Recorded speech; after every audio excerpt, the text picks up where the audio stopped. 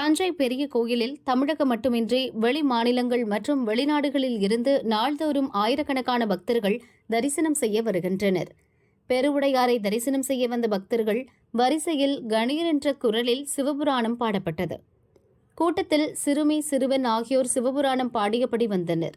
பெருவுடையார் முன்பு இருவரும் கைகூப்பி வணங்கி நமச்சிவாயம் வாழ்க, நாதன் தாழ் வாழ்க என பாடி பெருவுடையாரை வழிபட்டனர்.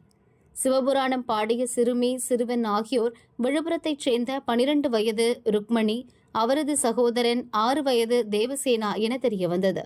சிறுமி சிறுவன் பாடிய சிவபுராணம் பாடலை பக்தர்கள் மெய்மறந்து கேட்டு மகிழ்ந்தனர்.